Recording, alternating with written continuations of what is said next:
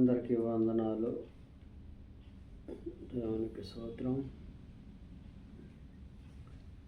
మహోన్నతుడకు దేవుడు భూమి ఆకాశములు మహాకాశంలో సృష్టించిన సృష్టికర్తను గుర్తెరిగిన కూడా ఆయన మహిమను తెలుసుకోలేని స్థితిలో చాలామంది ఉన్నారన్నమాట. దేవుని స్తోత్రం. ఈ భూలోకంలో అంతమంది అధికారులు ఉన్నప్పుడు కూడా రాజుల పరిపాలనలో, జమీందారు పరిపాలనలో, అటువంటి మహా పరిపాలన కాలంలోనూ రాజులకు వచ్చిన సందర్భంలో వచ్చినప్పుడు కూడా భక్తులు రాజులకు భయపడకుండా మహోన్నతుడకు దేవుడు సృష్టికర్త అని దేవుడని గుర్తెరిగి దేవునికే భయభక్తులతో దేవుని స్తుతించి దేవుని గణపరిచి దేవుని మహింపరచుటకు వాళ్ళ అవకాశం దేవుడికి ఇచ్చారనమాట. దేవుడిని గణపరిచారనమాట. ఎటువంటి పరిస్థితులు ఉన్నప్పుడు కూడా.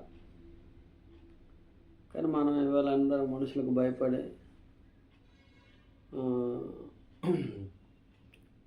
ఈ లోకంలో మరి మనుషులు ఏమో అంటారని చుట్టాలకి, బంధుత్వానికి, మతాలకి అతీతంగా మరి మనుషుడు దేవుడికి భయపడవలసిన సమయాన్ని పక్కన పెట్టి ఈ మనుషులకు భయపడి దేవుడికి దూరం అయిపోయే పరిస్థితి వాళ్ళు ఎదుర్కొంటాడు మానవుడు. కానీ ఏదేమైనప్పటికీ ఆయన మహిమను ఆయన రుజువు చేసుకోగల సమర్థుడు దేవుడు. రుజువు చేసుకుంటాడు ఎప్పుడైనదే. ఆయన ఎక్కడైతే మనుష్యుడు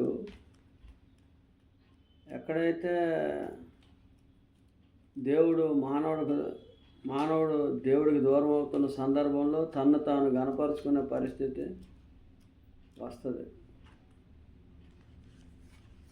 తను తాను గణపరుచుకునే పరిస్థితి వస్తుంది. ఎవరి ద్వారా అన్నదే ఆయన గణపరుచుకుంటాడు. దేవుడు పరిశుద్ధాత్మ దేవుడు మనకి లేఖనాల్లో రాయించిన ఒక మాట ఉంటుంది. అది ఆయన మహిమను ఆయన ఒక సందర్భంలో మనమైనా కొద్దిగా జడుస్తాము,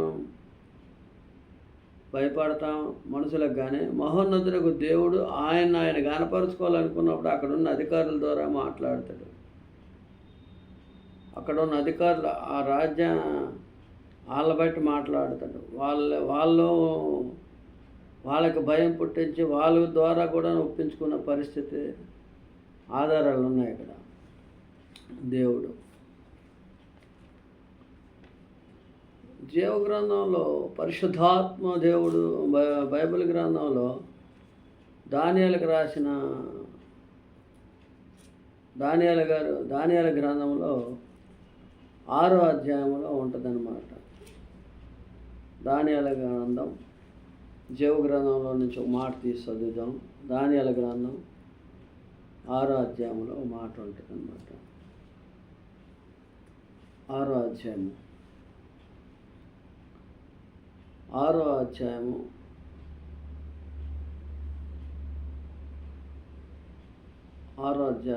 9వ వచనములో మాట ఉంటుంది అన్నమాట.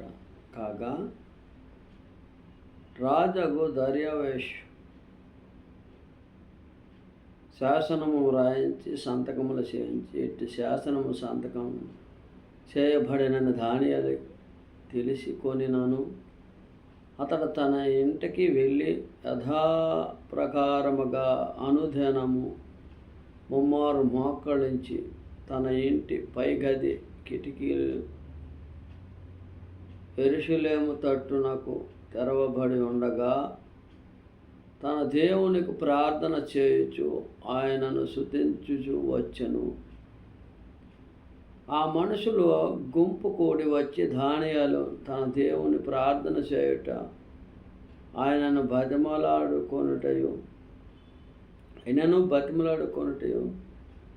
ఆయనను బతిమలాడుకొనుటయు చూసి రాజు సముఖమునకు వచ్చి శాసనామ విషయము బట్టి రాజా, ఈ రాజా 30 దినముల వరకు నీకు తప్ప మరొక దేవునికైనను మానవుడికైనను ఎవడు ప్రార్థన చేయకూడదు.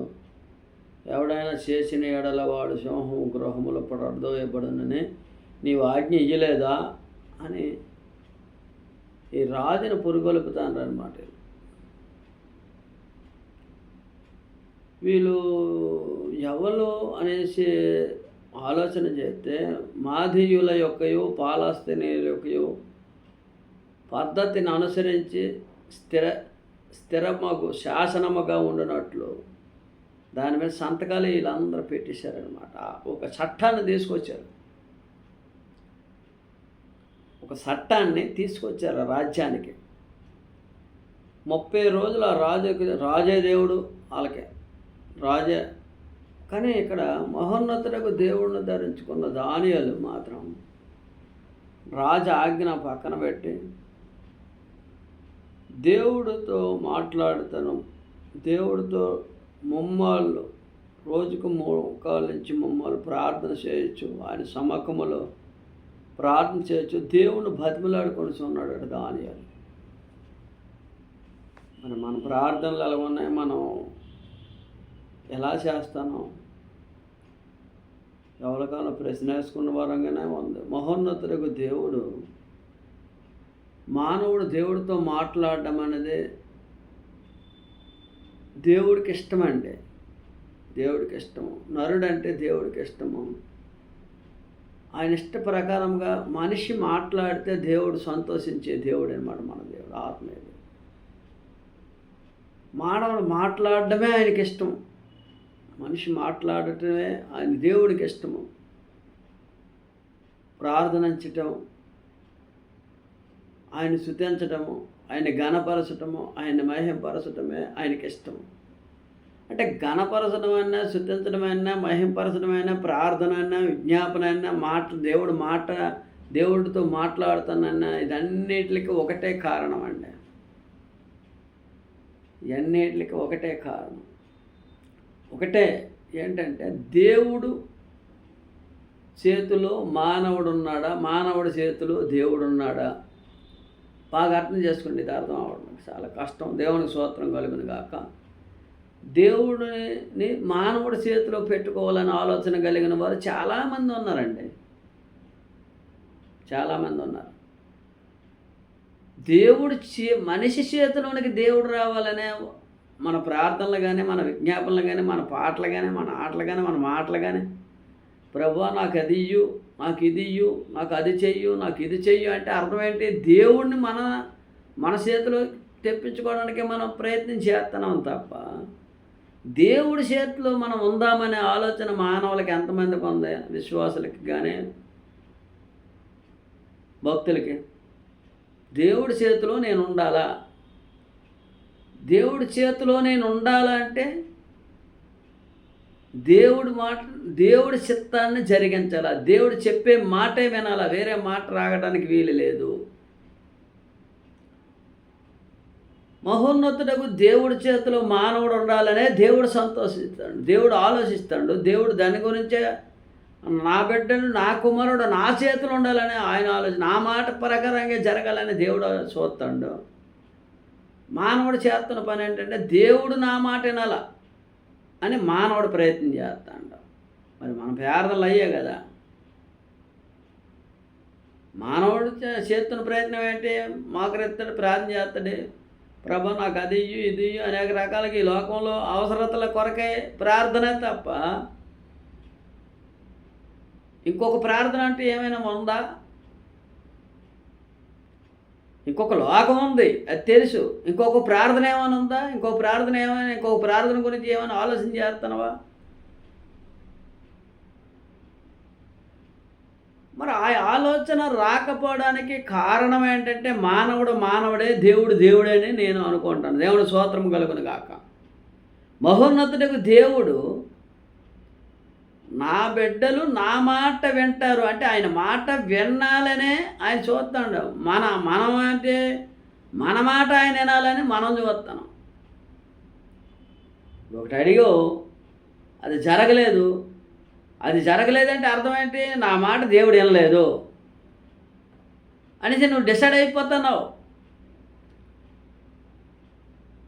నా మాట దేవుడు వినలేదని డిసైడ్ అవుతున్నావు తప్ప ఆయన మాట నేను వింటే ఆయన కోరికను నేను నెరవేర్చిన వాడిగా ఉంటాననే ఆలోచన మాత్రం మనిషికి రాలేదండి, మానవుడికి రాలేదు. ఇక్కడ దానియేలు అదే ప్రార్థన చేస్తాడు. మహోన్నతుడకు దేవునికి ప్రార్థన చేస్తుండగా రాజా ఆ చట్టం తెచ్చిన ఆ చుట్టుపక్కల రాజు బాగానే ఉన్నాడు. పక్కన వాళ్ళు ఉంటారు కదా, వాళ్ళు వాళ్ళు చేస్తున్న పని ఏంటంటే ప్రార్థన చేయకూడదు, ఎవడైనా చేసిన ఎడల వాడు సింహముల గృహములో పడదో ఇవ్వడనని నీవు ఆజ్ఞ ఇయ్యలేదా అని రాజుని అడుగుతాడు. ఆయన మనవి చేయగా, రాజా దేవుడు ఈ రాజా యొక్క పద్ధతి ప్రకారముగా సంగతులు స్థిరము ఎవరునూ దాన్ని రద్దు పరచజాలరనెను. అందుకు వారు చెరపట్టబడిన యూదులలోనున్న ఆ దానియేలు నిన్నే కానీ నీవు పుట్టించిన శాసనమనే కానీ లక్ష్యము పెట్టలేదని సాడీలు చెప్పుకుంటారు. ఒకటి రెండు ఆయన మీద రాజుకు పురుగొలుపుతారు దానియాల మీద. దానియాలకి ఆ చట్టం పనిచేయాలి. ఆ చట్టం దానియాలు సింహం బోన్లో వేయాలనే ప్లాన్లోనే చుట్టుపట్టే వాళ్ళు ఉన్నారు వాళ్ళు. కానీ రాజుకు మాత్రం భయం ఉంది. రాజుకి భయం ఉంది. అనుదినం వారు ప్రార్థన చేయొచ్చు వచ్చుచున్నాడా అనిరి. రాజు మాట విని బహు వాక్కులు పడి దానియేలును రక్షింపవలెనని తన మనసులో దృఢము చేసుకొని సూర్య అస్తమించే వరకు అతని విడిపించుటకు ప్రయత్నం చేశాడు రాజు.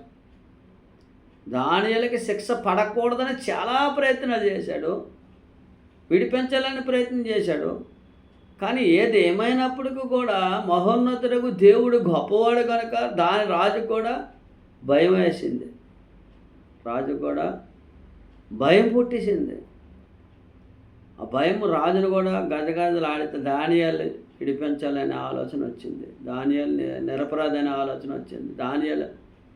దానియేలు ధరించుకున్న దేవుడు సృష్టికర్త అని దేవుడు అని రాజుకి ఆలోచన కలిగింది. రాజు మనసులో ఒక భయం పుట్టింది. ఆ భయానికి ఎలాగైనా ఎటు పరిస్థితుల్లో దానియేలుని మాత్రం నేను విడిపించాలా, దానియేలు మీదకి శిక్ష రాకూడదు, దానియేలు నిరపరాధిగా నిరూపించాలనే ప్రయత్నం చేశాడు రాజు.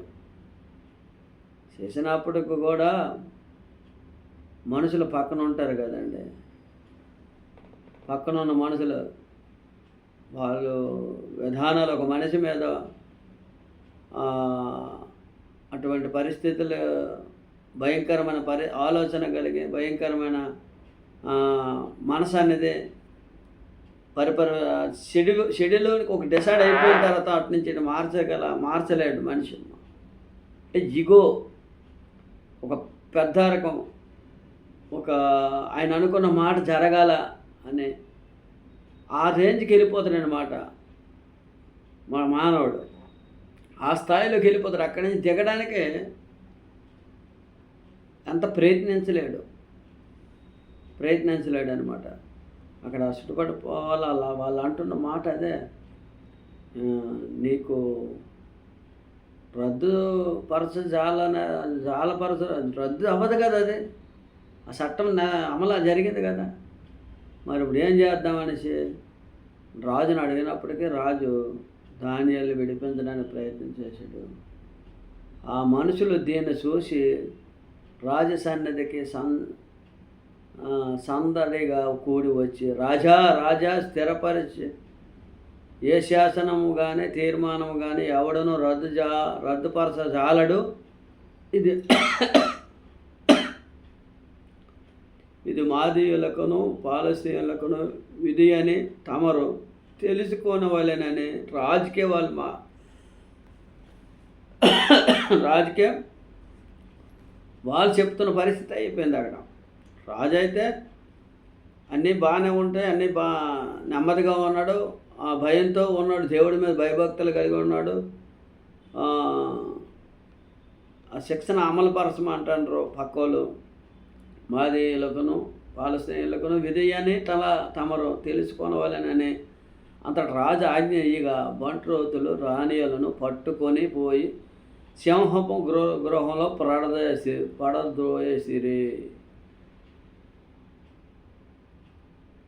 రాజు ఎంత మాట అన్నాడండి ఇక్కడ. రాజు ఎంత మాట అన్నాడండి. ఇంత సంవత్సరాల తరబడి మనం బైబిల్ చదువుతూ, సంవత్సరాల తరబడి చర్చికి వెళ్తూ, విశ్వాసములుగా దేవుళ్ళు ఉంటూ, మనకే ఒక్కొక్కప్పుడు ఆలోచన రాజు అంటాడు, రాజు నీవు అనుదినము తప్పక సేవించుచున్నని దేవుడే నిన్ను రక్షించునని దానియేలుతో చెప్పును. అబ్బాబ్బా, ఎంత మాట అండి ఇది. నువ్వు అనుదినము సేవించుచున్న దానియేలు,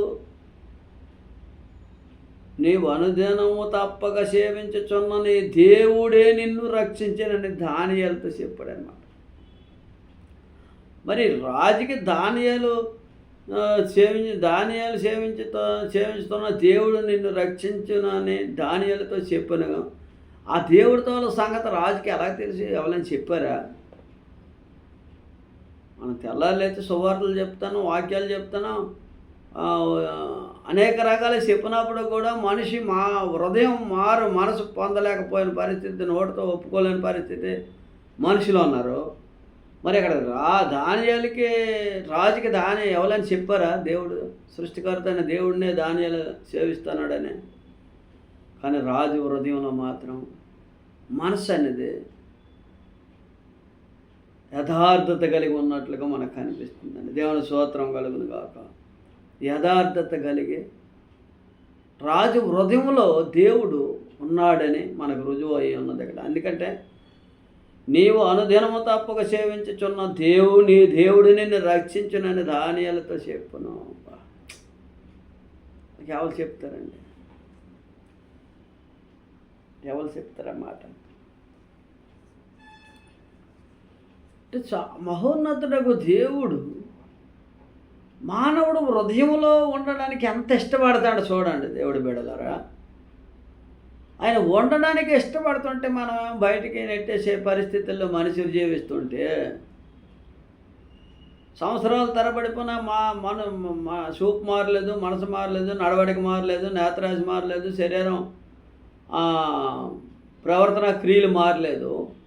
మరి మహోన్నతుడకు దేవుడు నీలో ఉండడానికి ఎలాగ ఇష్టపడతాడని మనం ప్రార్థనలు చేస్తాను, అనేక రకాల చేస్తారు మనుషులు. చూడండి దేవుడి బిడ్డలు, ఆయన ఇష్టపడడానికి, ఆయన మనల్ని చేయడం కారణమేది. ఆయన మనలో ఉండడానికి ఆయన మనల్ని చేసుకున్నాడు. దేహము దేవుని ఆలయము, ఆయన ఆత్మ మనలో ఉండడానికి, ఆయన ఇష్టపడి చేసుకున్న ఆలయం ఇది. ఈ ఆలయాన్ని మనం ఏం చేస్తున్నాం?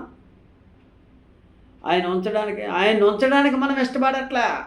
వాక్యం విన్నప్పుడు చల్లగా ఉంటుంది, బైబిల్ చదివినప్పుడు చల్లగా ఉంటుంది, బయటకు వచ్చిన తర్వాత మళ్ళీ వేడిగా.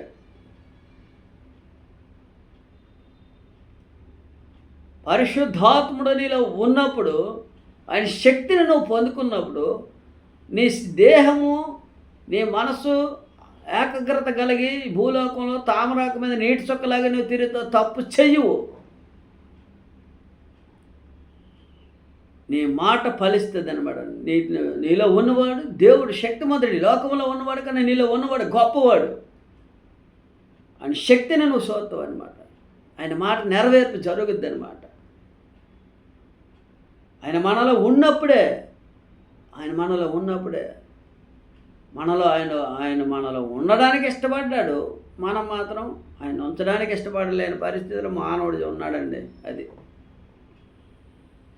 ఇక్కడ ఒక రాజ్యానికి ప్రధానమంత్రితో ప్రధానమంత్రి ఆ రాజు అంటున్న మాట ఏంటంటే, నీవు అనుదిన తప్పక సేవించుచున్నని దేవుడే నిన్ను రక్షించునని దానియేలుతో చెప్పును. ఎంత అద్భుతమైన మాట దేవుడు ఇక్కడ రాపించాడు. దేవుడు ఆ రాజుకి ఎంతగానో మరి లోపల మహోన్నతుడకు దేవుడు ఎలాగా హృదయాన్ని తట్టాడో చూడండి దేవుడి బిడ్డలారా.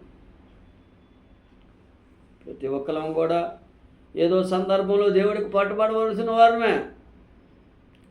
ఎవరం కూడా దేవుడికి విరోధంగా ఉండి భూలోకంలో సాధించగలిగింది ఏమీ లేదనమాట.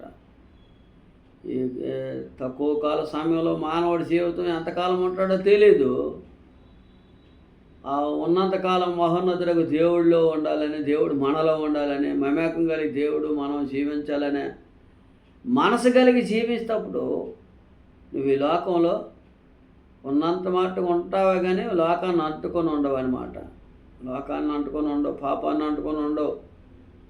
అన్నీ పరిశుద్ధముగానే ఉంటాయి. నీ ఆలోచన మంచి ఆలోచన కలిగి ఉంటుంది, నీ ఉద్దేశం మంచి ఉద్దేశం కలిగి ఉంటుంది. నీకు ఆరోగ్యం, ఆదరణ, ఆయుష్ సమస్తము మహోన్నతులకు దేవుడి చేతులు ఉన్నాయని గురితెరిగి మనలో దేవుడిని కూర్చోబెట్టుకొని మనలో దేవుడుండి ఆత్మ నింపుదల, ఆత్మ నడిపింపుతో మనం ఎక్కడికి వెళ్ళి అద్భుతాలు జరుగుతాయి అన్నమాట. దేవునికి స్తోత్రము కలుగును గాక. ఈ రాత్రి వేళ సమయంలో దేవుడు అదే మాట్లాడుతున్న మాట అదేనండి. చివరికి రాజుగారు చేసిన పని అంటే, రాజుగారికి ఒక అద్భుతం జరిగింది. ఆ అద్భుతం ఏంటంటే, దానియేలు సింహం గృహంలో నుంచి బయటకు వచ్చాడు. తెల్లవారు రాజుగారికి నిద్ర లేదు. పెందలకడే రాజుగారి లేచి ఆ సింహాల గృహం దగ్గరికి వెళ్ళేటప్పటికి దానియేలు బ్రతికే ఉన్నాడు, నువ్వు సేవించిన దేవుడు గొప్పవాడని ఆ సాక్ష్యాన్ని రాజ్యం మొత్తం మీద అమలుపరిచాడనమాట. ఆ రాజ్యం మొత్తం మీద అమలుపరిచాడు రాజు. ఏ సాక్ష్యాన్ని? దానియేలు బతికే సాక్ష్యాన్ని.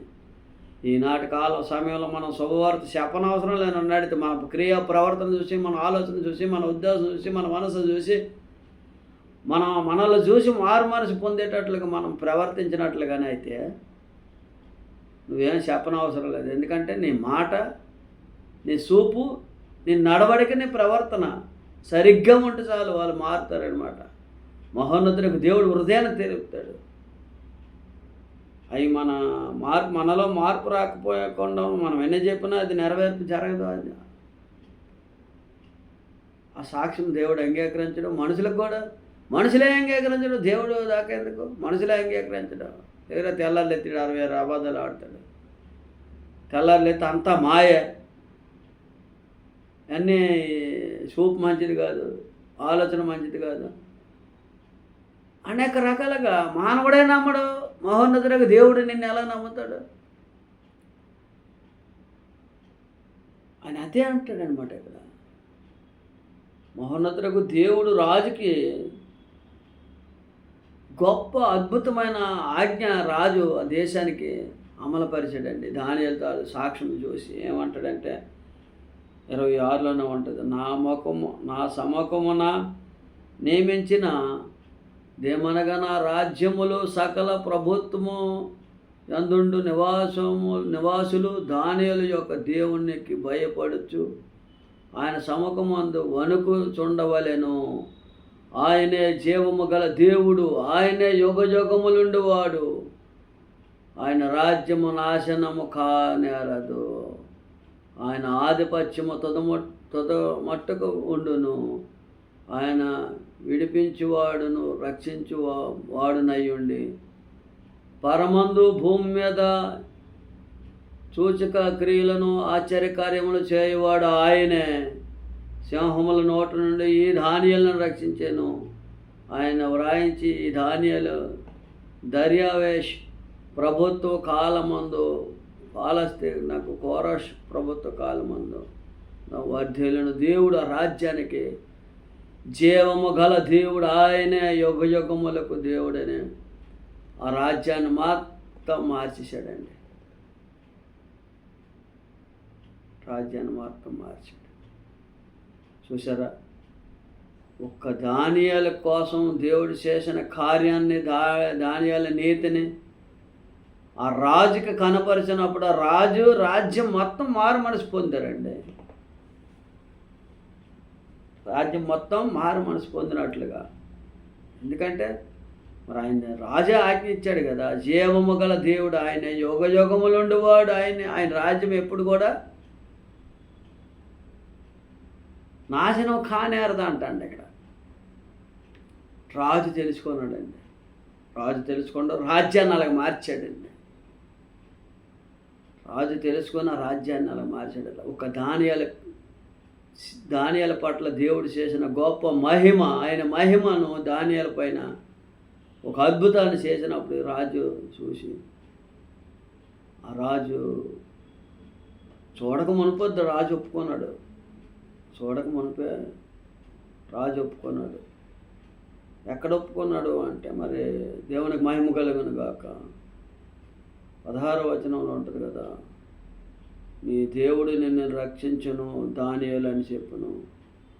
నీవు అనుదినము తప్పక సేవించుచున్న దేవుడు నిన్ను రక్షిస్తాడనేసి అప్పటి నుంచే దేవుడు ఆయన హృదయంలోకి, రాజు హృదయంలో దేవుడు వెళ్ళాడనమాట. అప్పటి నుంచే వాళ్ళు ఎప్పుడైతే దానియేలు మీద ఒక నింద మోపాలనుకున్నారో, రాజు మీదకి వ్యతిరేకంగా తీసుకొచ్చిన దానియేలు చట్టాన్ని తీసుకొచ్చిన తర్వాత వాళ్ళు ఎప్పుడైతే నింద మోపాలనుకున్నారో, అప్పటికే రాజు నోటితో అంటాడు, నువ్వు తప్పక నిత్యము సేవించుచున్న నీ దేవుడు నిన్ను తప్పించగల సామర్థ్యుడు, ఆయన జీవము గల దేవుడు అని చెప్పుకుంటాడండి.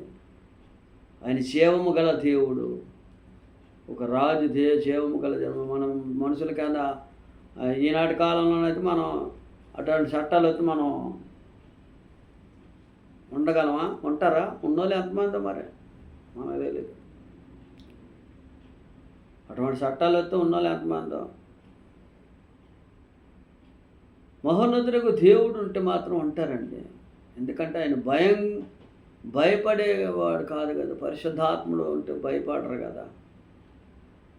దేహాన్ని చంపిన మానవుడికి భయపడాడు కంటే ఆత్మను చంపిన దేవునికి భయపడాలి కదా. ఆత్మకి మరణం లేదు. మహోన్నతులకు దేవుడు దగ్గరికి మనం వెళ్ళాలని ఆలోచన కలిగినోడు ఇక్కడ ఎందుకు భాషిస్తాడు?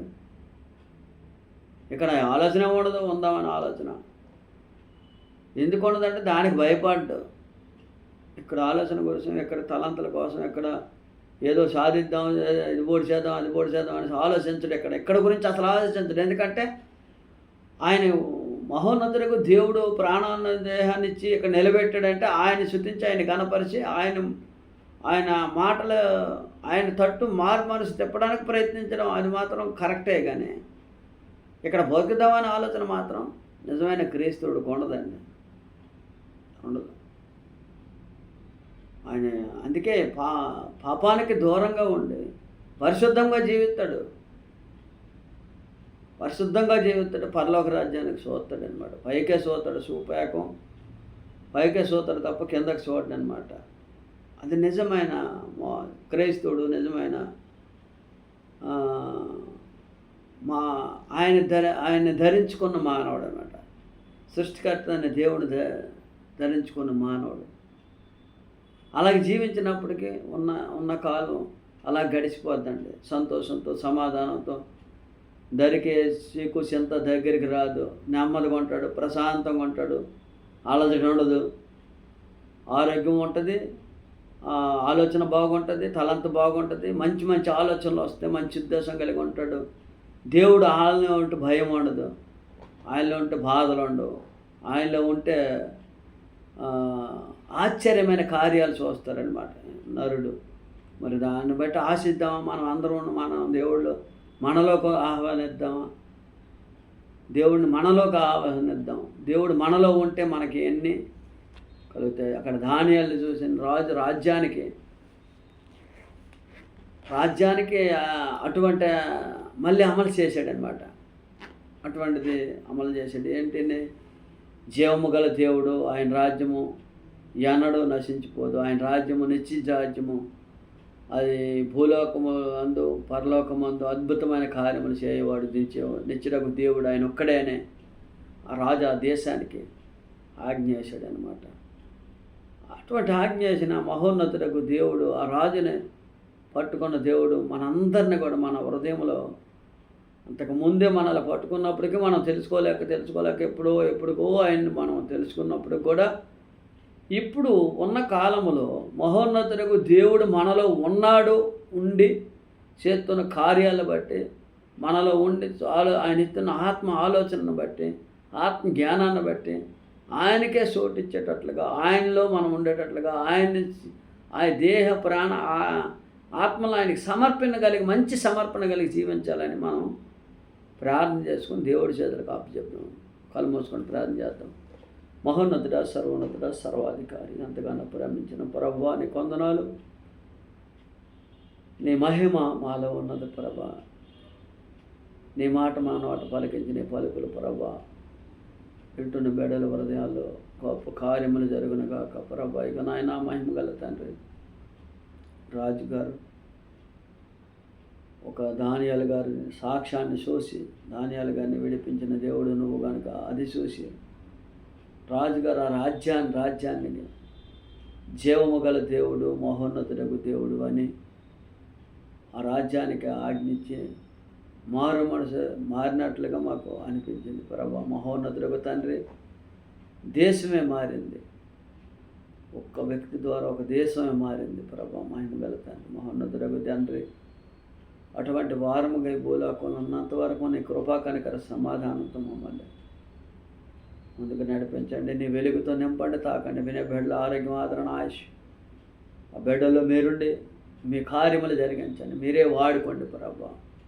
నీ చేతిలో మేము ఉండేటట్లుగా ప్రభా, నీ చేతిలో మేము ఉండేటట్లుగా జీవించటకు ఈ లోకంలో ఉన్నంత వరకు నీ కృపా కనికర సమాధానం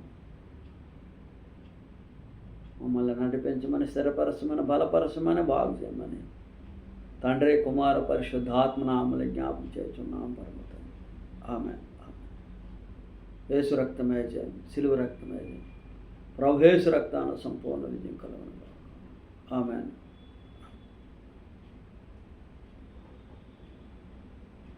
అందరికీ వందనాలు.